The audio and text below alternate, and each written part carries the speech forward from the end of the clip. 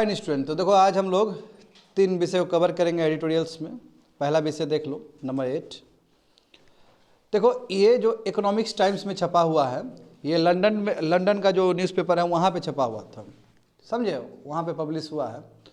देखो ऐसे भी लंदन के पेपर्स में ना बहुत कुछ अभी रिसेंट टाइम में इंडिया के बारे में पॉजिटिव न्यूज छपा। जैसे भारत ने बहुत ही अच्छा फाइनेंशियल इंक्लूजन किया है, करेक्ट, डिजिटल इंफ्रास्ट्रक्चर भारत ने बहुत ही अच्छा बनाया है। तो इससे संबंधित बहुत सारा एडिटोरियल्स तुम लोग को हम पढ़ाए हैं। आज जो हमारा एडिटोरियल्स का विषय रहेगा कि क्या क्या प्रॉब्लम्स है जिसके वजह से भारत को मुश्किल हो रहा है। यदि इंडिया को और कम्पिटिटिव बनना है, इंडिया को बेटर बनना है, तो रिसर्च एंड डेवलपमेंट में खर्च करने की ज़रूरत है। हाँ, यहाँ देखते हो ना कितने कम लोग हैं जो पेटेंट राइट्स पे काम कर रहे होते हैं, कितने कम यूनिवर्सिटी है, कितने कम कॉलेज है जो रिसर्च एंड डेवलपमेंट में काम कर रहे होते हैं, तो बहुत कम है। कैसे इस गैप को बढ़ा जाए, ठीक है, तो उसके बारे में हम लोग पढ़ेंगे। 9th नंबर देखो, एंटीबायोटिक्स। अब देखो रिसेंट में एक सर्वे हुआ है, वहाँ पाया गया कि मैक्सिमम हॉस्पिटल में ना जो लोग पेशेंट्स हैं सब एंटीबायोटिक्स चलवा दे रहे हैं। तो एंटीबायोटिक्स का इतना कंजम्पशन सही नहीं है हेल्थ पॉइंट ऑफ व्यू से, बात समझे। और अच्छा हॉस्पिटल में भी एंटीबायोटिक्स बहुत चलाया जा रहा है। यदि बहुत ज़्यादा ही एंटीबायोटिक्स यूज़ करेंगे तो फिर एंटी माइक्रोबियल रेजिस्टेंस ये हावी हो जाएगा। एंटी माइक्रोबियल रेजिस्टेंस बताया ना स्टूडेंट पहले भी कि एंटी माइक्रोबियल रेजिस्टेंस का मतलब है कि तुम दवाई खाओ, एंटीबायोटिक्स खाओ, कोई फर्क नहीं पड़ता है माइक्रो ऑर्गेनिज्म को, बैक्टीरिया को, पैथोजेंस को, क्योंकि वो जीना सीख लेगा अंदर। तो आपका जो बाहर का दवाई है सब बेकार हो जाएगा। इसलिए जो एंटीबायोटिक्स है वो बहुत ही लिमिटेड प्रिस्क्राइब करना चाहिए, लिमिटेड देना चाहिए। और जानते हो ना, मुंह उठा के कोई भी दे देता है एंटीबायोटिक्स दवाई दुकान में, तो ऐसा नहीं होना चाहिए, इस पर रेगुलेशन होना चाहिए। तीसरा टॉपिक देखो ये तुम्हारा यूजिंग पब्लिक सर्वेंट। देखो पब्लिक सर्वेंट का जिस हिसाब से यूज़ किया जा रहा है गवर्नमेंट सर्विस को, गवर्नमेंट स्कीम्स को प्रमोट करने के लिए, ये सही नहीं है एक हेल्दी डेमोक्रेसी के लिए, बात समझे। क्योंकि हम जानते हैं स्टेट परमानेंट है और जो गवर्नमेंट है वो टेम्पररी है, और स्टेट का हिस्सा ही ब्यूरोक्रेसी होता है। तो ब्यूरोक्रेसी तो हमेशा परमानेंट एग्जीक्यूटिव रहेगा, है ना, मगर गवर्नमेंट बदलते रहेगा। तो इसलिए कभी भी गवर्नमेंट को ब्यूरोक्रेसी का मशीनरी गलत तरीके से यूज़ नहीं करना चाहिए, डिफेंस का मशीनरी गलत तरीके से यूज़ नहीं करना चाहिए अपने प्रोग्राम्स को प्रमोट करने के लिए। तो इसलिए दिल्ली हाई कोर्ट में मामला पहुंचा, तो हम लोग समझेंगे सरकार का भी दलील और जो पिटिशनर का क्या दलील है, सभी चीज़ को। तो चलो पहला देखते हैं 8 number. India can achieve enormous growth only by owning new products and technology. GS paper 3 science and technology. Science and technology developments and their application and effects in everyday life achievements of Indians in science and technology, Indianisation of technology and developing new technology. वही ये economics का है, ये economics समझ रहे हो ना, ये लंदन का पेपर है, समझे। लंदन में जैसे जानते हो न्यूयॉर्क टाइम्स में भी आता है। न्यूयॉर्क टाइम्स तुम्हारा यूएस का बहुत ही प्रतिष्ठित न्यूज़पेपर है। तो इकोनॉमिक्स जो है तुम्हारा वहाँ का है, यूके का है। तो 3 जनवरी को आया था, और अभी रिसेंट टाइम में इकोनॉमिक्स में बहुत अच्छा भी न्यूज़ आया है इंडिया को लेके, वही डिजिटल इंफ्रास्ट्रक्चर सबको लेके। मैं ये जो न्यूज़ है ना बहुत ही इंपॉर्टेंट न्यूज़ मानेंगे इसको, क्योंकि इंडिया में प्रॉब्लम क्या है। देखो हालांकि हमने बहुत कुछ अचीव किया है, हमारे इसरो का क्रेडिबिलिटी देखो, है ना, इसरो का बहुत ही अच्छा क्रेडिबिलिटी है। रिसेंट टाइम में हमने डिजिटल इंफ्रास्ट्रक्चर पे भी बहुत बेहतर काम किया है स्टूडेंट, है ना। आदित्य L1 मिशन देखो इसरो का, चंद्रयान 3 मिशन देखो इसरो का, ठीक है, हमारा जो वैक्सीन बनाने का कैपेसिटी देखो, तो हमने बहुत अच्छा काम किया है। मगर देखो सबसे बड़ा प्रॉब्लम ये है कि रिसर्च एंड डेवलपमेंट का इकोसिस्टम, भारत में रिसर्च एंड डेवलपमेंट का इकोसिस्टम बहुत ही कमज़ोर है। हाँ, 1% भी हम जीडीपी का खर्च नहीं करते हैं रिसर्च एंड डेवलपमेंट पे, जबकि हम जानते हैं कि डेवलपिंग कंट्री ज़्यादा खर्च कर रहा है और डेवलप कंट्री तो कुछ ज़्यादा ही खर्च कर रहा है। जब हम कंपेयर करेंगे चाइना से, तो चाइना के कंपेयर में हम बहुत पीछे हैं, चाहे पेटेंट फाइल्स करने का बात हो, चाहे रिसर्च एंड डेवलपमेंट में पैसा खर्च करने का बात हो, बहुत पीछे हैं हम लोग। अभी देखो इंडिया में, अब तुमको मैं देखो है तो ये एडिटोरियल्स बड़ा, मगर ये एडिटोरियल्स बड़ा एडिटोरियल्स होने के बावजूद भी मतलब तुमको समझना पड़ेगा अंदर से कि प्रॉब्लम, फंडामेंटल प्रॉब्लम्स क्या है भारत में, बात समझे। तो इसलिए इसको लाइन बाय लाइन पढ़ने से नहीं चलेगा, इसमें आपको और भी ज्ञान होना चाहिए, जो भी आप पहले एडिटोरियल्स पढ़े हो सब चीज़ को ना एक साथ रखना पड़ेगा आपको अच्छे से। अब यहाँ पे समझो स्टूडेंट, देखो गूगल, हाँ गूगल, वही अल्फ़ाबेट, माइक्रोसॉफ्ट और एप्पल, देखो इसका मार्केट कैपिटलाइजेशन देखो तो कितना ज़्यादा है ना। एप्पल का तो मार्केट कैपिटलाइजेशन देखो एक टाइम में इंडिया के जीडीपी के बराबर हो गया था। अभी सबको 2 मान के चलो, let's say $2 trillion, $2 trillion, $2 trillion सबको मान के चलता है, हालांकि एप्पल का ज़्यादा है। मैं लेट्स से एक एग्जांपल के रूप में ले रहा हूँ कि ये 3 ही कंपनी जो कि यूनाइटेड स्टेट्स का है, एप्पल, अल्फ़ाबेट और माइक्रोसॉफ्ट, मान लेते हैं तीनों का क्या है market capitalization $2 trillion, $2 trillion, $2 trillion है। कितना हुआ? $6 ट्रिलियन हुआ। और जहाँ तक सवाल है इंडिया का, तो इंडिया का जो मार्केट कैपिटलाइजेशन कितना है? $4 ट्रिलियन। अभी जस्ट हम शेयर मार्केट में पढ़े थे, मार्केट कैपिटलाइजेशन का मतलब क्या है कि जो सब लिस्टेड कंपनीज है जो मार्केट में अपना शेयर लगाती है उसी से मार्केट कैपिटलाइजेशन बनता है। तो इंडिया में मार्केट कैपिटलाइजेशन ओनली $4 ट्रिलियन और यूनाइटेड स्टेट्स का 3 कंपनी, ओनली 3 कंपनी का मार्केट कैपिटलाइजेशन कितना है? $6 ट्रिलियन का है।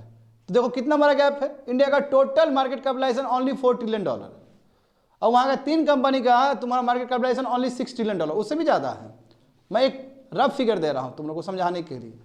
इसका मतलब इंडिया कितना पीछे है। और क्यों नहीं भारत में भी गूगल टाइप का बन सकता है? क्यों नहीं भारत में माइक्रोसॉफ्ट बन सकता है? जबकि गूगल और माइक्रोसॉफ्ट में भी बहुत सारे इंडियंस लोग वहाँ पे एम्प्लॉयड हैं। ब्रेन ड्रेन हो रहा है स्टूडेंट। हमारे जो पढ़े लिखे लोग हैं, बताओ भारत सरकार आईआईटी को फ्लरिश करने के लिए कितना पैसा खर्च कर रही है और कितना सब्सिडाइज एजुकेशन मिलता है आईआईटीएंस लोग को। बहुत सस्ता एजुकेशन मिलता है ना, बहुत सस्ता एजुकेशन और बहुत बढ़िया एजुकेशन मिलता है आईआईटी में। हमारे इंडिया का ब्रांड है आईआईटी। बच्चे लोग को मिलता है, ये लोग क्या करता है? पढ़ लिख के जाता है, बाहर काम करता है। गलत है कि नहीं है बताओ? तो कोशिश होना चाहिए कि ऐसे टैलेंटेड बच्चे लोग को हम इंडिया में ही काम करवाएं और इन लोग को रिसर्च फैसिलिटी दे, तो बेटर हो सकता है ना भारत भी। जैसे देखो चाइना, चाइना का क्या स्ट्रेटजी है कि बाहर पढ़वा के फिर से अंदर ले लेगा। वो यूएस में जाएगा पढ़ने के लिए, फिर बोलेगा कि आ जाओ पढ़ लिया, आ जाओ चाइना के लिए काम करना है। तो भारत इस चीज़ को रोक नहीं पा रहा। ये भी एक बहुत बड़ा प्रॉब्लम है। जो बेस्ट हमारा जो लीडर है, पढ़ा लिखा आदमी, जो बेस्ट जो आर्टिफिशियल इंटेलिजेंस जानता है, आर्टिफिशियल इंटेलिजेंस जानते हो अभी के टाइम में सबसे इंपॉर्टेंट टेक्नोलॉजी है ना, तो सब बाहर है हमारे इंडियंस लोग। और इंडिया में जो है, इंडिया में उतना है ही नहीं। सब बढ़िया बढ़िया लीडर तो उठ के चला गया बाहर। तो इसलिए भारत को सोचना चाहिए इस पर। और यदि भारत न्यू प्रोडक्ट नहीं बनाता है, नया टेक्नोलॉजी नहीं बनाता तो छोड़ दो, विकसित भारत होने वाला नहीं है। क्योंकि विकसित भारत होने के लिए जरूरी है कि हम नए नए टेक्नोलॉजी पे काम करें और स्पेशली बेसिक साइंस पे काम करें। बेसिक साइंस देखो मैं भी बताऊंगा क्योंकि पूरा ये क्लास बेसिक साइंस पे ही टिका हुआ है। थोड़ी देर में आगे बात करेंगे। देखो बेसिक साइंस भले ही टाइम लेता है, जैसे mRNA टेक्नोलॉजी आया वर्ल्ड में। mRNA वही जो वैक्सीन बना है बाहर, हम कोविशील्ड बनाए ना, उस तरह mRNA वैक्सीन आया था तुम्हारा। mRNA वैक्सीन पे लगभग 30 साल 40 साल शोध हुआ है, काम हुआ है यूनाइटेड स्टेट्स में। तो क्या है कि तुम्हारा वहाँ की यूनिवर्सिटी में शोध होता है, रिसर्च होता है, उसके लिए वहाँ का जो स्टेट गवर्नमेंट है, वहाँ का जो सरकार है, वो भी हेल्प करती है और उन लोगों को इंडोमेंट्स भी मिलता है। एलुमिनी भी उसका स्ट्रांग है, माने उन लोगों को पैसा के लिए इधर उधर भटकना नहीं पड़ता है। स्ट्रांग तुम्हारा पैसा का सोर्सेस है वहाँ पे ऑर्गेनाइजेशन के पास। इंडिया में क्या है कि पूरा सरकार के ऊपर ही टिका हुआ है, एक ये भी प्रॉब्लम है। और ये लोग बेसिक साइंस में अच्छा काम करते हैं। बेसिक साइंस में टाइम लगता है। देखो किस तरह साइंस, पहले बेसिक साइंस यानी कि शोध करो, रिसर्च करो। जब बेसिक साइंस में शोध हो गया, रिसर्च हो गया, तो अप्लाइड साइंस, उस पर अप्लाई करके हम प्रोडक्ट्स बना रहे होते हैं। और अप्लाइड साइंस आते आते इंटरप्राइजेस लोग का, बिजनेस लोग का ध्यान आ जाता है, वो लोग पैसा खर्च करना शुरू कर देता है क्योंकि बेसिक्स तो हो चुका है, रिसर्च तो हो चुका है, उससे प्रोडक्ट बनेगा। That is called applied science. और उसमें तो बिजनेसेस लोग, क्लास लोग आगे आएंगे, पैसा खर्च करेंगे और उस पर खूब पैसा लगाएंगे बिजनेसेस वाला। मगर जो पहला जो स्टेज है, बेसिक स्टेज, बेसिक जो साइंस है, उसमें सरकार को बहुत ही एक ऐसा इकोसिस्टम बनाना चाहिए कि अलग अलग यूनिवर्सिटी में भारत में बेसिक साइंस का काम हो, बेसिक साइंस पे बहुत अच्छा काम हो। यही इंडिया में नहीं होता। अभी हम देखो ना, मोबाइल फ़ोन का बात करते हैं हम लोग। मोबाइल फ़ोन क्या होता है, मुश्किल से 10 से लेकर 15% वैल्यू एडिशन है इंडिया में। अधिकतर क्या है कि बाहर से सामान आया, असेंबल किए, भेज दिया और बोले कि इतना इतना प्रोडक्शन किया। ऐसा थोड़ी होता है। अब तो बेसिक साइंस पे कुछ काम ही नहीं कर रहे हो। तो किसी भी कंट्री को यदि दूर तक जाना है टेक्नोलॉजी में, तो बेसिक साइंस पे फर्स्ट काम करना पड़ेगा, जस्ट लाइक यूनाइटेड स्टेट्स। आ रहा है समझ में? ज़्यादा पेटेंट्स फाइल करना पड़ेगा। देखो जितना ज़्यादा पेटेंट्स फाइल करेगा हमारे इंडिया में, इसका मतलब बेसिक साइंस पे ज़्यादा काम हो रहा है। वो खाली देखो इंडिया में क्या पढ़ाई लिखाई क्या है, केवल टीचिंग तक ही है। पढ़ा दिया निकाल दिया, हो गया, वो फर्स्ट कर गया, वो हो गया, बात खत्म। अरे थोड़ी होता है, रिसर्च होना चाहिए प्रॉपर। ये सब तुम्हारा मिसिंग है यहाँ पे भारत में। तो देखो ये मैंने ओवरऑल बता दिया इस एडिटोरियल्स का, समझ गए ना। अब यहाँ पे देखते हैं स्टूडेंट कि इंडिया ने नो डाउटली अनडाउटली इंडिया ने बहुत कुछ अचीव किया है रिसेंट टाइम में। देख सकते हो सितंबर 2023 में हमने आदित्य L1 मिशन छोड़ा है ना। आदित्य L1 मिशन देखो, इंडिया कौन सा कंट्री है, इंडिया इस सन पे काम करने वाला 3rd कंट्री है वर्ल्ड का। आदित्य L1 मिशन पहले कौन था, नासा है ना, और हमने लैग्रेंज पॉइंट पे छोड़ा है, वही लैग्रेंज पर हॉलो ऑर्बिट पे जो लैग्रेंज पॉइंट है जहाँ पे सन का ग्रेविटी और अर्थ का ग्रेविटी इक्वल हो जाता है, बैलेंस हो जाता है। तो ये हमारा सबसे बड़ा अचीवमेंट है। उसके बाद देखो फिर चंद्रयान 3 भी छोड़े, चंद्रयान 3 छोड़ के हम वर्ल्ड का 4th कंट्री बने जो कि सक्सेसफुली हमने उतारा, मून पे लैंड किया, बात समझे। उसके बाद देखो अब हमारा 2024 में हमारा वेनस पे भी जाने का बात है, समझे, वहाँ पे भी हम मिशन भेजने वाले हैं। इतना ही नहीं, सीरम इंस्टीट्यूट ऑफ इंडिया ने बहुत ही कमाल का काम किया है ना, वैक्सीन बनाया कि नहीं बनाया, कोविड-19 वैक्सीन, जो कि वर्ल्ड में सबसे चीपेस्ट और सबसे वाइडली एडमिनिस्ट्रेटेड वैक्सीन है। तो हमने अच्छा काम किया है, कोई शक नहीं है इस पर, समझे। हमने मलेरिया वैक्सीन भी बनाया है, समझे, जो कि WHO ने अप्रूव किया, उसमें भी हमने काम किया है। तो कुछ लॉरेल्स है, कुछ पॉजिटिव चीज़ है हमारे लिए, हमने कुछ अचीव किया है, बट इतना से नहीं चलेगा, आगे देखते जाओ। हाँ देखो अब जैसे कि सेंटर फॉर ब्रेन रिसर्च जो कि तुम्हारा IISc बेंगलोर में ही है। IISc बेंगलोर जानते हो ना, इंडिया में बहुत प्रतिष्ठित इंस्टीट्यूट है ये तुम्हारा जो CBR है, सेंटर फॉर ब्रेन एक्सीलेंस, उसी का हिस्सा है, उसी में हाउस्ड है। तो इसने क्या बोला कि यस हम लोग ब्रेन हेल्थ है इंडियंस का, उस पर हम रिसर्च करेंगे, समझे, और हम कोशिश करेंगे कि जो ब्रेन से रिलेटेड जो प्रॉब्लम्स है उसको अंडरस्टैंड करने का। जैसे देखो डिमेंशिया, देखो न्यूरोडिजेनेटिव डिजीज, देखो सब ब्रेन से रिलेटेड है। तो इस पे काम हो रहा है, शोध हो रहा है हमारे। देखो इंडिया ने लगभग 9 मिशंस बनाया है हाँ रिसर्च के लिए, चाहे वो आर्टिफिशियल इंटेलिजेंस का बात हो, क्वांटम कंप्यूटिंग का बात हो, या डीप ओशन एक्सप्लोरेशन का बात हो। डीप ओशन एक्सप्लोरेशन पहले भी बात की है, मात्स्य मिशन मात्स्य, जिसमें हम 600 मीटर नीचे जाने का बात कर रहे हैं, 6000 यानी कि 6 किलोमीटर। मात्स्य मिशन याद है ना तुम लोग को, बिल्कुल। तो इस पर हमारा काम हुआ है अनडाउटली।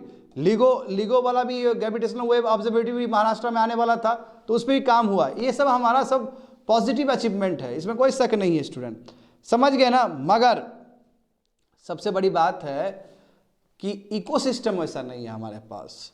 इसरो चलो ठीक है, इसरो बहुत अच्छा काम किया है, सीरम इंस्टीट्यूट ऑफ इंडिया ने बहुत अच्छा काम किया है, व्हाट अबाउट द रेस्ट, बाकी तो आई नहीं उतना अचीवमेंट, उतना तो हुआ ही नहीं बाकी का। तो इसलिए हमें अभी दूर तक जाना होगा, हमें अभी बहुत ही साइंटिफिकली एडवांस नेशन बनना है। तो हमें रिसर्च एंड डेवलपमेंट में काम करना पड़ेगा, बहुत अच्छे से काम करना पड़ेगा स्टूडेंट, समझ गए ना। देखो यहाँ पे समझ जाओ, यहाँ से तुमको मिलेगा डिफरेंस कि इंडिया तुम्हारा वर्ल्ड 3rd हाईएस्ट नंबर है जर्नल जो पब्लिश करता है, समझे, साइंस एंड इंजीनियरिंग में। 6% है हमारा लगभग 2022 में। USA और चाइना दोनों मिला के देखोगे तो लगभग 40% है, दोनों मिला के मैं बोल रहा हूँ। USA कितना है 13.7, और देखो चाइना 27% है। सब ज़्यादा ये लोग अपना वो पब्लिकेशन दे रहे हैं। पब्लिकेशन देने का मतलब क्या कि बेटर है, अच्छा काम कर रहे हैं। जहाँ तक सवाल है वर्ल्ड बेस्ड यूनिवर्सिटी में, तो भारत का जो रैंकिंग है बस 149 में हमारा यूनिवर्सिटी एक कोई यूनिवर्सिटी है वर्ल्ड का, IIT मद्रास। तो यानी कि ये कहने का मतलब क्या हुआ कि इंडिया में कितना यूनिवर्सिटी, अच्छा यूनिवर्सिटी होगा ना। अब बताओ हमारा एंट्री हो रहा है वर्ल्ड के बेस्ट यूनिवर्सिटी में, तो वो भी रैंक 149 में एंट्री हो रहा है। इसका मतलब सीरियस प्रॉब्लम है, आ रहा है समझ में ना। जहाँ तक देखो 1 लाख पीपल में ओनली 26 रिसर्चर्स है भारत में, केवल 26 लोग ही है जो रिसर्च करते हैं 1 लाख पीपल में। जबकि तुम देखो चाइना, अच्छा चाइना का पॉपुलेशन तो कंपेयर कर सकते हैं ना, तुम कहोगे कि सर US से कंपेयर करें, नो चाइना चलो ठीक है, चाइना का पॉपुलेशन भी सेम है ना। देखो चाइना में कितना कि 1 लाख में बच्चे लोग 169 पीपल है जो रिसर्च करते हैं, और यूनाइटेड स्टेट्स में कुछ ज़्यादा ही अच्छा है, वहाँ तो लगभग 450 है। आ रहा है समझ में। तो ये भी बहुत बड़ा प्रॉब्लम है स्टूडेंट। और जहाँ तक सवाल है इंडिया में रिसर्च एंड डेवलपमेंट में तो ओनली 0.65%, और उसमें भी मैक्सिमम जो है 2/3 है वो गवर्नमेंट की तरफ से आता है। प्राइवेट प्लेयर का तो कोई पार्टिसिपेशन ही नहीं है रिसर्च एंड डेवलपमेंट में, बात समझे। अब देखो ये बात समझ लो विद्यार्थी की, जो बेसिक साइंस पे रिसर्च एंड डेवलपमेंट का बात होगा उसमें सरकार को ही आगे आना पड़ेगा, जैसे यूनाइटेड स्टेट्स सब में होता है, क्योंकि प्राइवेट प्लेयर्स सब ज़्यादातर अप्लाइड साइंस पे दिमाग लगाते हैं, क्योंकि जो कोई भी सामान बनेगा और उसका तुम्हारा फायदा होगा। देखो यदि सोचने वाली बात है, यहाँ पे ध्यान दो, कितना फायदा होगा यदि बेसिक साइंस पे हम काम करेंगे। हाँ हो गया, 10 साल लगे, 20 साल लगे, 30 साल लगे, हो गया। अप्लाइड साइंस होगा, अप्लाइड साइंस के बाद यदि कुछ चीज़ हम बना लेते हैं, जैसे देखो इसरो ने बहुत सारा चीज़ बना के मेडिकल इंडस्ट्री को फायदा पहुँचाया कि नहीं पहुँचाया, है ना। तो उसी तरह मान लो कि यदि अप्लाइड साइंस लगा उस पर, कोई चीज़ बना लिए, जब चीज़ बना दे ट्रिकल डाउन होता है ना, अलग अलग इंडस्ट्री में जाएगा, उसका फिर इकोनॉमिक ऑफ स्केल होगा ना, बढ़ेगा ना, बाकी सेक्टर को भी फायदा होगा। इसलिए रिसर्च एंड डेवलपमेंट में यदि ज़्यादा ध्यान देंगे तो पूरा इकोनॉमी को इम्पैक्ट पड़ता है। आ रहा है समझ में ना। और हमारा बेसिक साइंस में ही मिसिंग है, हम बाहर से सामान केवल मंगवा रहे हैं, तो बाहर से केवल सामान मंगा के असेंबल करने से नहीं चलेगा, ये दौर है रिसर्च एंड डेवलपमेंट का। आगे देखो स्टूडेंट, हाँ यहाँ से भी फिगर से बहुत कुछ तुमको समझ में आ जाएगा। देखो यहाँ पे साउथ कोरिया में बच्चे लोग देखो 900 लोग हैं जो रिसर्च करते हैं 1 लाख पीपल पे। देखते हो साउथ कोरिया कितना आगे निकल गया। यूनाइटेड स्टेट्स अभी जस्ट बताए थे 450 के आसपास, चाइना देखो 126, ईरान देखो हमसे बेटर तो ईरान है, समझ रहे, पाकिस्तान हमसे बेटर है, इंडिया देखो कितना पीछे है। आया समझ में। जहाँ तक सवाल है स्पेंडिंग में, देखो साउथ कोरिया देख लो 4.5% अपना जीडीपी का खर्च कर रहा है। आ रहा है समझ में। और उसमें भी बच्चे लोग ध्यान देना होगा, उसमें भी 4.5% में बिजनेस क्लास से यानी कॉर्पोरेट से कितना आ रहा है, प्राइवेट प्लेयर्स से 3.5% आ रहा है, यानी कि 1% मात्र सरकार वहाँ पे जीडीपी का खर्च कर रही है रिसर्च एंड डेवलपमेंट। ज़्यादातर कहाँ से आ रहा है, बिजनेस से आ रहा है। आ रहा है समझ में ना। हाँ, और जापान देखो, जापान में भी देखो बिजनेस से ज़्यादा आ रहा है, और ओवरऑल देखो तो 3.2% तुम्हारा जीडीपी का खर्च कर रहा है। इंडिया में देखो, इंडिया में तुमको पता चलेगा कि बिजनेस से बहुत कम आ रहा है, और 2/3 कहाँ से आ रहा है, गवर्नमेंट से आ रहा है। तो स्पष्ट हुआ ना, क्लियर हुआ ना ये बात। तो कहने का मतलब इंडिया में रिसर्च एंड डेवलपमेंट इकोसिस्टम बहुत कमजोर है, और जो भी आगे बढ़ा रहा है वो सरकार ही बढ़ा रहा है। 0.65% जो जीडीपी का खर्च होता है उसमें भी 2/3 किसका कंट्रीब्यूशन है, सरकार का कंट्रीब्यूशन है। तो इस तरह का यदि एबनॉर्मलिटी रहेगा तो फिर कैसे देश आगे रिसर्च एंड डेवलपमेंट में एक अच्छा इकोसिस्टम बना पाएगा, ये सवाल है। समझे, हमें बेसिक साइंस पे काम करना होगा स्टूडेंट। आगे देखो थोड़ा स्टैटिक्स देखो। हाँ, इस स्टैटिक्स को देख के तुम कहो कि देश में बहुत गरीबी है। जब देश में इतना गरीबी है तो हम रोटी कपड़ा मकान पे बात करेंगे, हम रिसर्च एंड डेवलपमेंट पे बात करेंगे। लोग का ये धारणा होता है, माँ बाबू ऐसे नहीं चलता है। यदि हम रिसर्च एंड डेवलपमेंट पे काम करेंगे तो रोटी कपड़ा मकान पे भी काम होगा। पहले हम रिसर्च एंड डेवलपमेंट को वो करें, स्ट्रेंथन करें। नहीं, सवाल उठता ही है, हर आदमी यही सवाल पूछेगा। देखो कि 1/3 of the world under nourish people live with in its border. Bharat में लगभग 33% अंडर नरिश पीपल रहता है दुनिया का। बात समझे। यहाँ पे देखो स्टंटिंग तुम्हारा 1 in 3 इंडियन सिटीजन, यानी कि 3 सिटीजन को उठा हुए तो 1 सिटीजन तुम्हारा स्टंटेड है।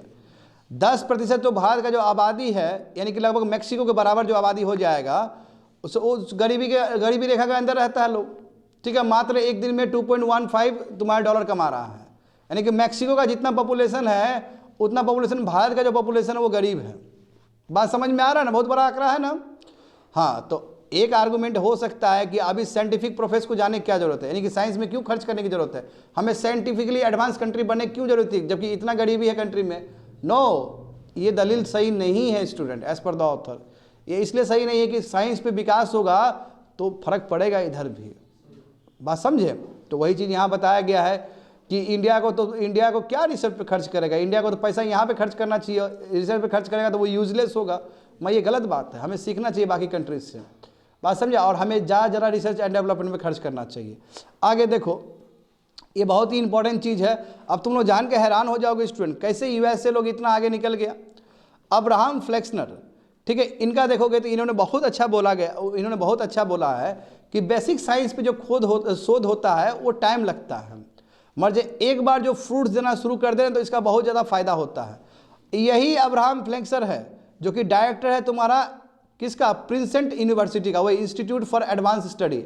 और ये जो प्रिंसटन जो तुम्हारा जो संस्था है, इंस्टीट्यूट है, ये यूएस में है। बताओ, ये अकेला संस्था 35 नोबेल लॉरिएट का सोर्सेस है बाबू। यानी कि इस संस्था से पढ़ के 35 लोग को नोबेल प्राइज मिला है। गजब ना। एक दुनिया का एक कोई संस्था जहां से लोग पढ़ के रिसर्च करके 35 नोबेल प्राइज जीता है। बड़ा बात है ना। और वहाँ का जो चेयरमैन है, डायरेक्टर, वो क्या बोल रहे हैं? बोल रहे हैं कि बेसिक साइंस पे खर्च करने की ज़रूरत है, वहाँ पे ध्यान देने की ज़रूरत है। देखो लिखा गया, उन्होंने वो बोले हैं वो किसी का कि हाँ ये जो सम प्रीशियस डॉलर्स है, हम लोग पहले जब हम लोग सोच रहे कि वेस्ट होगा, ये वेस्ट नहीं होगा, बाद में एनॉर्मस रिटर्न्स देगा आपको इन्वेस्टमेंट के रूप में।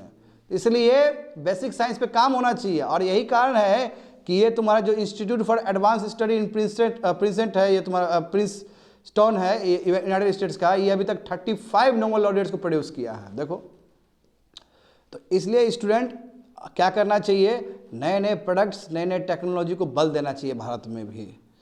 आगे देखो तो क्या क्या प्रॉब्लम्स है, कहाँ कहाँ रुकावट है जिसकी वजह से नहीं हो पा रहा है। देखो बहुत ही अच्छा मेंस का क्वेश्चन बन सकता है यहाँ से कि 4 मेन रीजन जो कि इकोनॉमिक्स में आया है वहाँ पे, कि जो मेन 4 रीजन है जिसके वजह से रिसर्च एंड डेवलपमेंट इंडिया में, रिसर्च एंड डेवलपमेंट का इकोसिस्टम इंडिया में बहुत अच्छे से नहीं हो पा रहा है। तो पहला रीजन देखो, जहाँ तक देखो, अब एक तो हमारा क्या है कि हमारा स्पेंडिंग खुद कम हो रहा है 0.65%, उसमें भी हो रहा है तो DRDO में जा रहा है, इसरो में जा रहा है। What about the rest? और दूसरी बात है कि यूनिवर्सिटी और रिसर्च का जो डिपार्टमेंट है, दोनों में कोलैबोरेशन अच्छा नहीं है, या फिर इंडस्ट्री और जो यूनिवर्सिटी है उसमें कोलैबोरेशन मिसिंग है। तो कैसे होगा?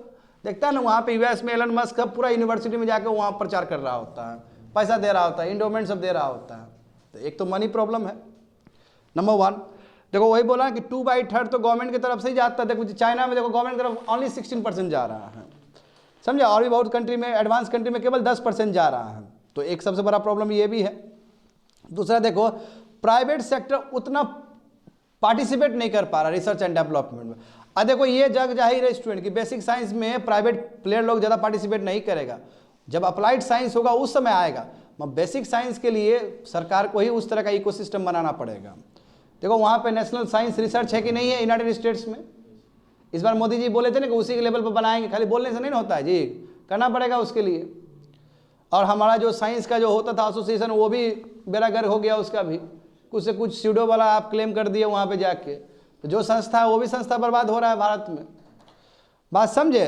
तो वही यहाँ पे लिखा गया स्टूडेंट कि 2/3 रिसर्च एंड डेवलपमेंट। देखो अब देखो 0.65% में इतना कम GDP का जो मात्रा दिया जाता है रिसर्च एंड डेवलपमेंट के लिए, उसमें भी स्टूडेंट 2/3 तुम्हारा जाता है डिफेंस में, स्पेस प्रोग्राम और एटॉमिक एनर्जी में, यानी कि 1/3 ही बाकी एरिया में जा रहा है। एक तो कम है, उसमें भी बाकी एरिया में जो जा रहा है बहुत कम जा रहा है। तो कैसे होगा फिर बताओ, कैसे इकोसिस्टम डेवलप होगा इंडिया में? एक सवाल ये भी है, समझे? Lack of money.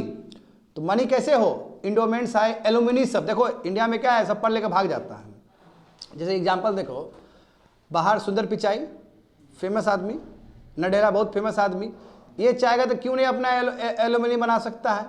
ये कमाया है तो जो IIT खड़गपुर से पढ़े हैं ना ये, तो ये IIT खड़गपुर को पैसा दे और वहाँ पे ब्रांड बनेगा, तो ये किया जा सकता है। और यूनाइटेड स्टेट्स में यही होता है बाबू, एलुमिनी बनता है वहाँ पे और वो पैसा देता है, फिर उसको रिटर्न्स भी मिलता है। तो इंडिया में वो इकोसिस्टम बनाना पड़ेगा हमें। दूसरा देखो, लैक ऑफ इंस्टीट्यूशन। आप देखो जान के हैरान हो जाओगे तुम लोग कि भारत में है तो 40,000 इंस्टीट्यूशन है, मगर उसमें से 1% से भी कम जो रिसर्च में इन्वॉल्व है। अब बताओ, 40,000 से भी बड़ा संस्था है, यूनिवर्सिटी कॉलेजेस सब है भारत में हायर एजुकेशन के लिए जो जाना जाता है, मगर 1% से कम इंस्टीट्यूशन रिसर्च में इन्वॉल्व है। तो इसका मतलब जाहिर सी बात है अधिकतर इंस्टीट्यूशन में खाली टीचिंग ही हो रहा है और उसी में लोग खूब खुश हैं, ठीक है ना? वो टीचिंग हो रहा है, यानी कि जो होना चाहिए, समझे ना, 21st सेंचुरी में जो होना चाहिए। अभी भी देखो ना, सब रट के पास कर रहा है, छाप के पास कर रहा है। नहीं, एजुकेशन का लेवल कितना पीछे चला गया है, बहुत बहुत पीछे चला गया है। सब लोग रट के, सर ऐसे हिला हिला के रट के जाकर लाता है, वही नंबर ज़्यादा ले आएगा, सबको दिखाता है, देखो नंबर आ गया, नंबर आ गया, नंबर आ गया। अब माँ बाप भी बहुत खुश है। तो नहीं, अभी भी हम इंडिया का पूरा का बात कर रहे हैं, पूरा भारत का बात कर रहे हैं। हमारा पूरा भारत का एजुकेशन सिस्टम ही बहुत कमज़ोर है। छोड़ दो राज्य, छोड़ दो, हम पूरा भारत का बात कर रहे हैं, बहुत हद कमज़ोर है, समझे ना? इस पर हमें काम करना चाहिए। देखो अब इंडिया में देखो जो टॉप क्लास इंस्टीट्यूशन है वो एक स्पेसिफिक डिसिप्लिन पे है, कि इसी पे शोध करेंगे। मैं जानते हो कि डिसिप्लिन एक पे नहीं होना चाहिए, मल्टी डिसिप्लिनरी चीज़ है। जैसे एग्जांपल देखो, इंजीनियरिंग का ब्रांच है, मैकेनिकल ब्रांच है, और इलेक्ट्रिकल ब्रांच है, दोनों को जोड़ दोगे तो मैकाट्रॉनिक्स हो जाएगा। तो इस पर क्यों नहीं काम कर रहे हैं आप? तो खाली एक डिसिप्लिन रहने से नहीं होगा, मल्टी डिसिप्लिनरी अप्रोच होना चाहिए। ह्यूमैनिटी को तो कुछ देखता ही नहीं ये लोग, ह्यूमैनिटी बोलता है बेकार चीज़ है। अरे भाई ह्यूमैनिटी तुमको पढ़ के तब साइंस तुम बेटर अप्लाई कर पाओगे। तो ये मिसिंग है हमारे कंट्री में, समझे। इसलिए ज़रूरी है कि हम क्या करें, जो गैप है रिसर्च एंड डेवलपमेंट का उसको भरे और इंस्टीट्यूशन में ज़्यादा ज़्यादा प्रचार हो, अवेयरनेस क्रिएट हो। आगे देखो टैलेंट, देखो आप टैलेंट का बात करो। देखो अब देखो इंडिया में कम है क्या? देखो तो 31% a larger proportion of graduate streamed in STM, मतलब साइंस, टेक्नोलॉजी, इंजीनियरिंग और मैथमेटिक्स सब्जेक्ट्स में। यानी कि हमारे जो बच्चे 31% जो स्टूडेंट्स से STEM में हैं, यानी सब साइंस बैकग्राउंड से आते हैं ये लोग, ठीक है। जबकि US में 20% है, इजराइल में 27% है। उसके बाद भी देखो हमारा जो ज़्यादातर ग्रेजुएट्स वाले बच्चे लोग सब पोर एजुकेशन से आगे बढ़ रहे हैं, है ना। मेडिकल टीचिंग है वही रटवा रहे हैं बैठ के, ठीक है। आउटडेटेड करिकुलम में वही जो बोल रहे थे, और ज़्यादातर जो टैलेंटेड बच्चे वो बाहर जाकर पढ़ लेंगे अपना। तब जब यहाँ से बाहर से पढ़ के बाहर जाओगे तुमको लगेगा अरे बाप रे कितना गैप है। ऐसे तो टीचर कुछ पढ़ा ही नहीं रहे थे हम लोग को, टीचर तो खाली बोल रहे थे रट लेना फार्मूला हो जाएगा, क्योंकि टीचर भी तो रटा ही था। तो वही जा रहा है कैस्केडिंग इफेक्ट। देखो तो देखो इंडिया में, देखो इंडिया से बहुत सारे लोग बाहर जा रहे हैं, जो मास्टर से PhD वाले लोग हैं, पोस्ट डॉक्टरेट वाले लोग सब बाहर जा रहे हैं। और एक बार सेटल हो गए तो फिर बैक थोड़ी आएंगे, फिर गड़ी आएंगे वो इंडिया को, वहीं जाएगा, क्योंकि उनको फैसिलिटी भी तो मिल रहा है वहाँ पे। अब बताओ यहाँ से तुम पढ़ लिख के वहाँ जाओगे, तुमको 1 करोड़ 2 करोड़ का पैकेज मिल रहा है, तुम इंडिया में आओगे तुमको एक नौकरी भी नहीं मिलेगा, क्यों आओगे तुम वापस, समझे ना। और वहाँ पे तुमको अच्छा फैसिलिटी मिल रहा है। आदमी पढ़ता लिखता है इसलिए कि ताकि उसका जीवन सफल हो सके, एक उपदेश है ना जी ये। तो देखो इसमें जान के हैरान हो जाओगे कि अब तो यूनाइटेड स्टेट्स में इंडियन सबसे आगे निकल गया ओवरसीज ग्रेजुएट स्टूडेंट्स में। पहले चाइना था, चाइनीज लोग थे, अब इंडियन सबसे आगे है ग्रेजुएट, जो एस्पायरिंग ग्रेजुएट सब है हमारे वहाँ पे जाके करने वाले सब। तो देखो अंडर ग्रेजुएट जहाँ तक सवाल है, अभी तक यूनाइटेड स्टेट्स में हर एक यूनिवर्सिटी में हमारे जो अंडर ग्रेजुएट यानी कि first year, second year, third year पढ़ने वाले बच्चे लोग का सब ज़्यादा वो है रेशियो है इंडियंस लोग का। तो ये स्थिति है। अब देखो जहाँ तक 2.5 यानी 25 lakh stem workers in USA, बताओ USA में, यूनाइटेड स्टेट्स में इतने इमिग्रेंट्स है, और उसमें देखो इंडियंस लोग लगभग 30% है। बताओ 30% इंडियंस। अब देखो ये सब पढ़ा लिखा आदमी है, सब तेज विद्यार्थी सब लोग हैं। आर्टिफिशियल इंटेलिजेंस दुनिया में जो सब वर्ल्ड टॉप रिप्रेजेंटेशन है वर्ल्ड में, आर्टिफिशियल इंटेलिजेंस अभी का बजवर्ड है ना, उसमें 8% इंडियंस का भागीदारी है। यहाँ इंडिया में कोई है ही नहीं, सब बेस्ट बाहर निकल गया। तो अभी सुचिता सेठ का कहानी सुने हो, बेंगलुरु में जो हुआ है, वो भी आर्टिफिशियल इंटेलिजेंस पे ही स्टार्टअप का काम कर रही थी। तो बताओ क्या है घटिया, अपने बच्चा को ही मार दिया उसने। हाँ। एंड चौथा नंबर ब्यूरोक्रेसी। ब्यूरोक्रेसी भी बहुत बड़ा हर्डल्स है। अब बताओ सरकार तय करता है कौन डायरेक्टर बनेगा, सरकार तय करता है कि क्या क्या होगा अंदर। अरे इतना ज़्यादा एक्सेसिव तुम रूल्स और रेगुलेशंस लगाओगे, इंटरफेयर करोगे तो आगे नहीं बढ़ पाएगा। देखते हो बाहर का यूनिवर्सिटी में पूरा स्वतंत्र है, सरकार को गरिया भी देता है पकड़ के। इंडिया में करके दिखाए, पॉसिबल ही नहीं इंडिया में, बात समझे। तो देखो करंट जो सिस्टम है उसमें क्या है कि बहुत ही स्टिफलिंग है, बहुत ही रूल्स और रेगुलेशन लगाया जाता है, समझे। ब्यूरोक्रेसी देखो एक्सेस कंट्रोल करने का प्रयास करता है, ऑटोनॉमी नहीं है जो मिलना चाहिए इंडियन रिसर्चर्स को। एक प्रॉब्लम ये भी है तुम्हारा, है ना, जो फॉल्टी टू स्टूडेंट रेशियो है वहाँ पे, इसलिए रिसर्चर्स लोग नहीं आ पाते हैं वहाँ ठीक से। और जो फंड है देखो आखिर मोहताज क्यों होना पड़ रहा है ये लोग का, क्योंकि सरकार के ऊपर पूरा टिका हुआ है फंड के लिए। यदि ये लोग खुद ऑटोनोमस हो, फाइनेंशियल ऑटोनॉमी हो इन लोग का, तो सरकार के ऊपर नहीं टिकेगा। तो कोशिश करना चाहिए कैसे इन लोग को वायबल बनाया जाए, फाइनेंशियल कैसे वायबल बनाया जाए, इंडोमेंट्स होना चाहिए तगड़ा। तो ये सब चीज़ कमी है, इस पर काम होना चाहिए स्टूडेंट, समझे ना। और दूसरी बात है गवर्नमेंट क्लियरेंस में भी बहुत टाइम लग जाता है। अब मान लो गवर्नमेंट रोक लेगा कि इस पर रिसर्च नहीं करना है अभी आपको, तो रिसर्च यदि तुम रोकोगे तो फिर तो उसका टेम्पो ही गिर जाएगा फिर। तो ये सब तुम्हारा फंडामेंटल प्रॉब्लम्स है जिसकी वजह से इकोसिस्टम नहीं बना। बहुत ही खूबसूरत एडिटोरियल्स बहुत ही अच्छे से लिखा गया है और इंडिया को यहाँ बहुत अच्छे से काम करना चाहिए। कंप्लीटेड। आगे देखो second editorials, recent findings on antibiotics usage is not all surprising.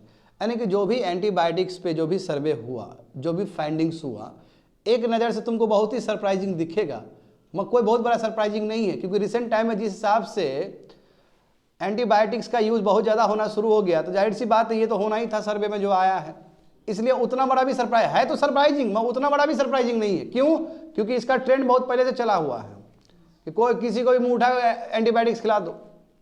समझे? GS paper 2 social justice and governance, issues relating to development and management of social sector और services relating to health, education and human resources. ये Hindu paper में आया था 6 जनवरी को। देखो अभी एक सर्वे कंडक्ट करवाई, कौन? तो एनसीडीएस, जो कि हेल्थ मिनिस्ट्री के अंदर आता है, ठीक है। अभी जो रिसेंट में सर्वे हुआ था 2021 और 22 में, यहाँ पे जो आंकड़ा आया है स्टूडेंट, बहुत चौंकाने वाला आंकड़ा है। लगभग जो 70% जो पेशेंट है वो भी tertiary care hospital, tertiary care समझते हो, जो बड़ा बड़ा हॉस्पिटल जो है, जो मेट्रोपॉलिटन सिटी सब में रहता है, बड़ा बड़ा, जहाँ पे फैसिलिटी बहुत ज़्यादा रहता है, उसका मैं बात कर रहा हूँ। 70% जो पेशेंट है टर्सरी केयर हॉस्पिटल्स का, लगभग 15 स्टेट में और 2 यूनियन टेरिटरीज में, उसमें से देखो बच्चे लोग 50% यानी 50% से भी अधिक एंटीबायोटिक्स को प्रिस्क्राइब किया जाता है। बताओ, जब इतने बड़े बड़े हॉस्पिटल्स में, जो नामी गिरामी जो हॉस्पिटल है, इसमें एंटीबायोटिक्स इस तरह धड़ल्ले से चलाया जा रहा है, तो एमआर तो होना ही है, एंटी माइक्रोबियल रेजिस्टेंस तो होना ही है। और छोटे छोटे तुम अस्पताल से क्या उम्मीद करोगे? देखो over the half of almost 10,000 hospital patient survey, लगभग 10,000 का सर्वे हुआ, उसमें पाया गया कि ज़्यादातर जो ये लोग एंटीबायोटिक्स देता है डीएस को रोकने के लिए देता है, क्योरिंग के बाद बहुत कम है, जबकि उल्टा हो गया। क्या होना चाहिए? क्योर करने के लिए देना चाहिए था, मैं ये लोग बचाने के लिए दे रहा है कि बीमारी ना आए, उसे पहले दिया जा रहा है। ये भी इसको बोलते हैं कि मतलब दिमाग का यूज़ नहीं करना, बिना दिमाग यूज़ किए हुए एंटीबायोटिक्स चलाना। एंटीबायोटिक्स ज़्यादा यूज़ कर दोगे तो बॉडी के लिए बहुत हार्मफुल हो जाएगा। आगे देखो और भी क्या निकला है। देखो यहाँ पे लगभग 12,000 लोग थे उसमें, और लगभग 9,500 पेशेंट थे जिस पे रिसर्च हुआ। इसमें पाया गया, देखो सच फाइंडिंग्स आर नॉट, देखो इसमें 72% को एंटीबायोटिक्स प्रिस्क्राइब किया गया था। यानी कि समझ रहे हो ना, लगभग 10,000 पेशेंट्स पे जो सर्वे हुआ, उसमें 72% जो पेशेंट है सबको एंटीबायोटिक्स दिया गया था। अब यहाँ पे समझो स्टूडेंट, इसका भी कैटेगरी बताया गया किस किस को एंटीबायोटिक्स दिया गया, किस पर्पस के लिए दिया गया। और उसमें जो 45% है उसको ओनली थेरेपेटिक इंडिकेशन के लिए दिया गया, थेरेपेटिक के लिए दिया गया। क्या होता है थेरेपेटिक? मतलब ट्रीट करना। कोई बीमारी हो गया, कोई इन्फेक्शन हो गया, तो उसको ट्रीट करने को क्या बोलते हैं? थेरेपेटिक एप्लीकेशन कहते हैं। तो 45% जो दिया गया है एंटीबायोटिक्स का, जो है ना, जो यूज़ किया गया है, वो थेरेपेटिक पर्पस के लिए किया गया। दूसरा देखो 55% यानी कि रिमेनिंग जो बचेगा 55%, वो तुम्हारे किसके लिए? प्रोफाइलाइटिक इंडिकेशन के लिए, यानी कि बीमारी ना आए, ऑनसेट ऑफ डिजीज, पहले ही बीमारी ना हो, उसके लिए पहले ही प्रिकॉशन के रूप में एंटीबायोटिक चलवा दिया। ये तो बहुत बड़ा गलत बात है, ये तो बहुत उल्टा बात है कि 55% जो एंटीबायोटिक चलवाया गया है वो बीमारी ना आए उसके लिए चलवाया गया। ऐसे नहीं खाया जाता है एंटीबायोटिक। देखते हो ना, कोई भी दवाई, सर दर्द भी हुआ तुमको एंटीबायोटिक साइड में दे देगा। इतना सही नहीं है एंटीबायोटिक्स खाना। देखो वो बोला ना 55% जो दिया गया है एंटीबायोटिक्स, वो प्रोफाइलाइटिक इंडिकेशन के लिए। इसका मतलब डिजीज इन्फेक्शन ना बढ़े, ना आए, ऑनसेट ना हो, उसे पहले दिया जा रहा है उसको। अब देखो यहाँ पे देखो स्टूडेंट, मात्र 6% एंटीबायोटिक्स दिया गया है जो बैक्टीरिया के वजह से जो प्रॉब्लम हुआ, यानी कि डिफिनेटिव थेरेपी, पर्टिकुलर थेरेपी के लिए 6% दिया गया मात्र। और 94% जो दिया गया वो भी एम्पिरिकल थेरेपी, यानी कि डॉक्टर का अपना एक्सपीरियंस से कि अच्छा ऐसा ऐसा बीमारी हो सकता है, लीजिए एंटीबायोटिक्स पहले खा लीजिए आप। तो ऐसे डॉक्टर आंख बंद करके लेफ्ट राइट करके दे रहा है एंटीबायोटिक्स, ये सही नहीं है, उचित नहीं है हेल्थ के लिए, समझे? तो यहाँ पे देखो there were wide variation, hospital में बहुत वेरिएशन है। किसी किसी हॉस्पिटल में 37% मरीज को दिया जा रहा है, और किसी किसी हॉस्पिटल में तो 100% ही एंटीबायोटिक्स दिया जा रहा है। तो जो भी सर्वे करवाया गया इतना हॉस्पिटल का पाया गया, बहुत सारा हॉस्पिटल में 37% है, और बहुत सारा हॉस्पिटल्स में 100% प्रिस्क्रिप्शन है। तो इतना ज़्यादा ठीक नहीं है। अभी देखो, अब ये भी हैरान करने वाला बात है, चौथा नंबर। अभी तुम लोग सोच रहा होगा एंटीबायोटिक्स, तुम लोग दवाई सोच रहा होगा, नहीं? अरे देखो ना गधा, ये पेरेंटल रूट से दिया जा रहा है। पेरेंटल रूट समझते हो? इंजेक्शन के थ्रू दिया जा रहा है एंटीबायोटिक्स। 86% जो प्रिस्क्राइब एंटीबायोटिक्स है वो तुम्हारा पेरेंटल रूट के द्वारा जा रहा है। बाबू वो नहीं है, वो दवाई खा नहीं रहे, ओरली नहीं है, वो इंजेक्शन के थ्रू जा, वही वो दिया जा रहा है वो। वेंस में दिया जा रहा है, सुई की तरह रूप में दिया जा रहा है। तो अब देखो यहाँ पे 3 कैटेगरी का होता है, ये समझना पड़ेगा तुम लोग को अच्छे से। WHO ने ये जो एंटी माइक्रोबियल रेजिस्टेंस है, यानी कि जो दवाई है, एंटीबायोटिक से रिलेटेड जो दवाई है, उसको 3 कैटेगरी में डिवाइड किया है। एक को बोलते हैं एसेस, वॉच और रिजर्व क्लासिफिकेशन। पहले तो इसको समझो। दूसरा जो क्लासिफिकेशन होता है, ठीक है, दूसरा क्लासिफिकेशन होता है तुम्हारा, अभी मैं बताता हूँ, सेकंड में होगा, देखो वहाँ पे लिखा होगा। हाँ, और जो सेकंड जो कैटेगरी होता है वो वॉच ग्रुप होता है। पहला ग्रुप क्या हुआ बच्चे लोग? अवेयर हुआ। अवेयर मतलब एसेस, वॉच और रिजर्व, पहला ग्रुप। सेकंड ग्रुप क्या हुआ? वॉच ग्रुप, लिख लो वहाँ पे। और तीसरा जो ग्रुप होता है वो रिजर्व ग्रुप होता है। समझे? 3 ग्रुप में WHO ने बांटा है। किसको? एंटीबायोटिक्स मेडिसिन को। अब बात समझे? अब देखो यहाँ पे तो अवेयर ग्रुप के हिसाब से देखोगे तो ये पाया गया कि 38% जो प्रिस्क्रिप्शन है तुम्हारा वो अवेयर में आता है, यानी कि वो तुम्हारा अच्छा थेरेपेटिक वैल्यू देगा, और तुम्हारा इसमें एंड AMR होने का चांस ज़्यादा नहीं है, यानी कि एंटी माइक्रोबियल रेजिस्टेंस होने का चांस ज़्यादा नहीं है। तो यानी कि अवेयर वाला क्लासिफिकेशन से कोई आप मेडिसिन खिलवा रहे हो एंटीबायोटिक्स, तो वो बॉडी के लिए उतना हार्मफुल नहीं है। दूसरा देखते हैं वॉच ग्रुप में। देखो वॉच ग्रुप वाला जो दवाई है, समझ रहे हो कैटेगरी, उसमें से 57% प्रिस्क्रिप्शन किया गया है, जो कि बहुत खतरनाक है स्टूडेंट। अब ये दवाई ज़्यादा खिलाने से क्या हो सकता है? एंटीबायोटिक रेजिस्टेंस बढ़ सकता है। तो देखो ज़्यादातर तो इसी कैटेगरी से खिलवा रहा है सबको, ये प्रॉब्लम है। और केवल 2% ही तुम्हारा क्या है? एंटीबायोटिक्स तुम्हारा ये रिजर्व ग्रुप ऑफ ड्रग से दिया जा रहा है, लास्ट वाला ग्रुप से दिया जा रहा है। और 3% जो प्रिस्क्रिप्शन है वो तो कहीं कहीं तीनों ग्रुप में है ही नहीं, तो बहुत खतरनाक होगा, जानलेवा होगा वो चीज़ सब। तो ये भी प्रॉब्लम है स्टूडेंट कि अधिकतर किससे देना चाहिए? अवेयर ग्रुप से देना चाहिए। अवेयर वाला जो ग्रुप है उससे देना चाहिए। हो क्या रहा है कि ज़्यादातर तुम्हारा वॉच ग्रुप से दिया जा रहा है। आगे देखो, तो why does the anti micro resistance occur, क्यों होता, क्यों है? जानते हो इसका फेनोमेना है ना, बताया ना स्टूडेंट कई बार क्लास में कि जब देखो बाहर से कोई अटैक करता है, पैथोजेंस, तो बॉडी में रेजिस्टेंस होता है ना, बॉडी में इम्यूनिटी होता है, प्रोटेक्ट कर लेता है। तो हम जब दवाई खाते हैं ताकि हमारा बॉडी इम्यून हो सके, बाहर से लड़ सके। मैं बार बार सेम दवाई खाओगे तो बैक्टीरिया जीना सीख जाएगा नया चीज़ के साथ। अब बैक्टीरिया तुम्हारा क्या है? वो रेजिस्टेंस डेवलप कर लेगा, उसी को बोलते हैं एंटी माइक्रोबियल रेजिस्टेंस। वो दवाई तुम्हारा बेकार हो जाएगा, समझे? वही चीज़ बताएगा वहाँ पे। WHO का देखो, WHO ने क्या बोला है कि लगभग 12 लाख लोग, है ना, 12 लाख लोग ग्लोबल डेथ हुआ है तुम्हारा 2019 में। और पूरा देखो ओवरऑल देखोगे तो लगभग अभी तक 49 लाख, यानी कह सकते 50 लाख का डेथ हुआ है just because of AMR, anti microbial resistance, कि वो काम नहीं किया ठीक से, समझे? एंटीबायोटिक्स ठीक से काम नहीं किया, इसलिए इतना ज़्यादा मृत्यु हुआ है। आगे देखो, तो AMR invalids the multiple gains of modern medicine. अब देखो जो मॉडर्न मेडिसिन में जो सर्जरी होता है, सर्जरी होता है ना प्रेग्नेंट लेडी सबका, यदि उस समय भी AMR हो जाए, एंटी माइक्रोबियल रेजिस्टेंस हो जाए, तो जो भी गेन हुआ है, समझे, मेडिकल फील्ड में सब बेकार हो जाएगा, व्यर्थ हो जाएगा। जैसे मान लो कि इन्फेक्शन हुआ है तुम्हारे बॉडी में, इन्फेक्शन हुआ है, इन्फेक्शन के बाद यदि AMR डेवलप्ड हो जाए तो बाबू इन्फेक्शन से तो हालत खराब हो जाएगा। एक छोटा घाव भी बहुत जानलेवा हो सकता है यदि AMR डेवलप्ड हो जाए तो वही बताया गया वहाँ पे कि मॉडर्न मेडिसिन ने बहुत अच्छा काम किया है। मगर देखो AMR हो जाएगा तो इन्फेक्शन ट्रीट करना बहुत ही मुश्किल हो जाएगा। जैसे बहुत सारा ट्रीटमेंट है, सर्जरी हो गया, सेक्शन वाला सर्जरी हो गया, केमोथेरेपी हो गया, ये बहुत रिस्की हो जाएगा यदि AMR डेवलप्ड हो तो ये इतना कुछ मेडिकल साइंस ने डेवलप किया है तौर तरीका लोगों को ठीक करने का, ये सब धरा का धरा, सब बेकार का बेकार हो जाएगा यदि AMR इस तरह डेवलप हो तो। इसलिए एंटीबायोटिक्स कम यूज़ करना चाहिए, कहने का मतलब ये है। तो आगे देखो, तो red flags over AMR have been flagged for long. हाँ, बहुत दिन से देखो सरकार ने भी तो जो पोल्ट्री फार्म में एंटीबायोटिक्स चलाया था उसको सरकार ने मना कर दिया। सरकार ने कोशिश किया है, गवर्नमेंट ने, ऐसा नहीं कि गवर्नमेंट ने कोशिश नहीं किया, बहुत सारा एंटीबायोटिक्स गवर्नमेंट ने बैन कर दिया। देखो ना, पोल्ट्री फार्म में यूज़ किया जाता था एंटीबायोटिक्स सब, ताकि जल्दी से वो कर सके, बड़ा हो सके, वो चिकन सब बड़ा हो सके, उसका साइज बड़ा हो सके। मगर सब क्या है, अभी बंद कर दिया, बैन कर दिया गया इसको। तो सरकार ने कोशिश किया, मगर इससे ज़्यादा कर्विंग चाहिए, समझे? तो देखो वही चीज़ लिखा गया है। और डॉक्टर का रोल भी बहुत इंपॉर्टेंट है यहाँ पे, डॉक्टर का रोल और गवर्नमेंट का रोल, बिल्कुल दोनों का रोल बहुत इंपॉर्टेंट है, नंबर 1। और क्या होना चाहिए, देखो दूसरा प्रॉब्लम सबसे बड़ा पता है कि अभी एंटीबायोटिक्स पे कोई रिसर्च ही नहीं हो रहा है। सुनो स्टूडेंट, यहाँ पे सुनो, ये समझने वाला चीज़ है।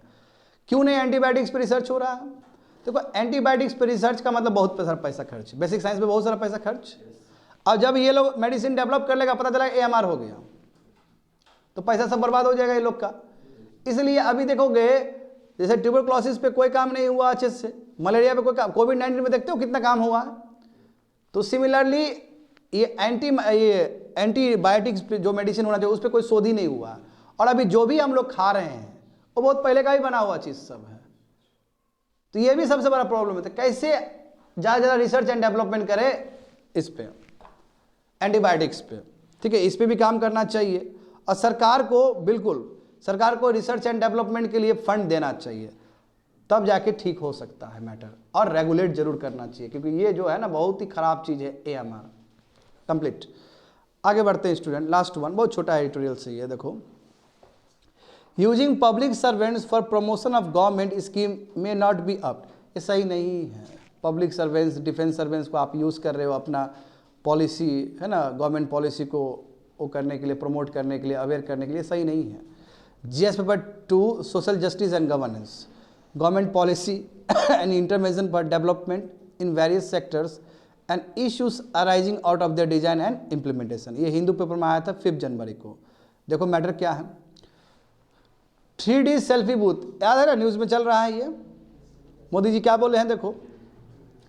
अब देखो अब बच्चे लोग अब ऐसे तो बोलोगे कि बहुत क्रिटिकल हो रहे हैं, पब्लिक मनी है, ऐसे खर्च नहीं किया जाता है।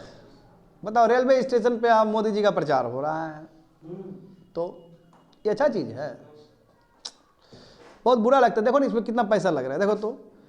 अब 3D सेल्फी बूथ रहेगा, प्रधानमंत्री का फोटो रहेगा, वहाँ पे तुम फोटो खिंचवा सकते हो, ठीक है। और एक जो बना है बाबू लगभग वो 6 लाख का है, समझे। अब देखो इस सब ये पैसा तो जेब से आता नहीं, ये सब पब्लिक मनी ही है, समझे। अभी ये भी पैसा पता चला, अभी RTI फाइल किया था किसी ने, तब जाकर पता चला है। और लगभग इस तरह का 50 रेलवे स्टेशन में इंस्टॉल करने का बात था, समझे। तो लगभग कितना, हाँ 50 रेलवे स्टेशन पे। अब देखो ना, तुम देखते जाओ ना। अब इसका मतलब क्या कि लगभग कितना टोटल एक्सपेंडिचर आएगा, 1.62 करोड़। बताओ इसमें हमको आधा मिल जाता है बाबू, समझ रहे हो ना। पढ़ा लिखा हम छोड़ देते हैं, तो समझ पा रहे हो ना, इतना ज़्यादा है ना, हाँ पढ़ाते हैं उन लोग को। अरे 1.62 करोड़ एक नॉर्मल आदमी के लिए बहुत ज़्यादा रकम है, नहीं 1.5 करोड़ एक आदमी का जीवन चल सकता है, नहीं चल सकता है क्या? तो लोभ आता है देख के। देखो तो अब देखो 50 रेलवे स्टेशन पे, वो 5 डिवीजन, मतलब अलग अलग division, north division, south division, जानते हो, वहाँ पे 50 3D सेल्फी बूथ है। प्रधानमंत्री का फोटो वोटो है, वहाँ पे जाओ फोटो खिंचाओ तुम, और प्रधानमंत्री का जो भी फ्लैगशिप स्कीम सब है उसके बारे में वहाँ जान सकते हो। अब मतलब इलेक्ट्रॉनिक मीडिया कम पड़ गया क्या? हाँ, सुधीर चौधरी जैसा आदमी कम पड़ गया क्या?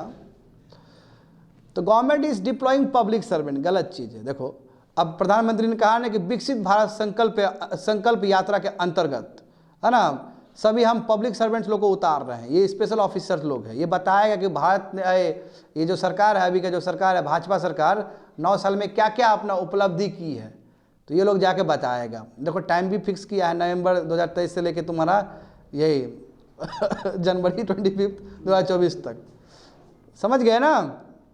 और गवर्नमेंट का कंडीशन ये कि विकसित भारत संकल्प यात्रा, एक कोशिश रहेगा कि जो गवर्नमेंट का वेलफेयर स्कीम है वो हर आदमी के बीच में पहुँचे, ठीक है।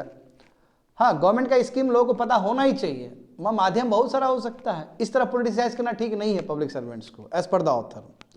अब देखो ये मैटर गया दिल्ली हाई कोर्ट में, है ना। दिल्ली हाई कोर्ट अब PL पिटिशन इस पे हेयर कर रहा है कि भाई पब्लिक सर्वेंट और डिफेंस पर्सन लोग क्यों उतार दिया अपना प्रमोशन करने के लिए। तो देखो यहाँ पे मैटर, तो what is the government response, government का रिस्पॉन्स क्या है दिल्ली हाई कोर्ट का जो आया, उसमें एफिडेविट में क्या बोला है। इसने बोला कि देखिए जो सेल्फी पॉइंट हम लगाए हैं पब्लिक प्लेसेस पे, अब उतना ही नहीं, फिर थोड़ा नीचे भी देख लो थोड़ा सा। सरकार ने कहा है कि देखिए खाली इसमें नहीं, केवल रेलवे स्टेशन में नहीं, ठीक है, जो डिपार्टमेंट है DRDO, सैनिक स्कूल, NCC, सब में लगाओ सेल्फी पॉइंट, सब में बताओ, सबको बताओ। खाली रेलवे स्टेशन पे नहीं होना चाहिए, जितना भी DRDO वाला डिपार्टमेंट सब है ना, सैनिक स्कूल है ना, NCC वाला है, वहाँ पे भी लगना चाहिए। देख रहे हो ना, ये तो कुछ ज़्यादा ही हो गया ना। तो इसका भी अलग से पैसा जोड़ो, अरे समझ में ना, मतलब इतना भी नहीं होना चाहिए। देखो आगे, तो सेंटर ने डिफेंड किया दिल्ली हाई कोर्ट में कि बोला कि नहीं देखिए ऐसा है कि सेल्फी पॉइंट हम इसलिए लगाए हैं ताकि लोगों को पता चल सके, लोग फैमिलियर हो सके अपने स्कीम्स के बारे में, क्या उसका अधिकार है ना। हम कोशिश तो यही कर रहे हैं। और ये जो सेल्फी सिस्टम है, ये गिफ्ट है टेक्नोलॉजी का, लोगों को अवेयर होना चाहिए, लोगों को सीखना चाहिए ये सब चीज़ से, और सरकार का भी स्कीम प्रमोट हो जाएगा, अवेयर हो जाएगा, अच्छी बात है ना। तो इतना पैसा लगा के इतना प्रचार प्रसार करना कोई अच्छी बात थोड़ी है। हाँ, कंप्लीट।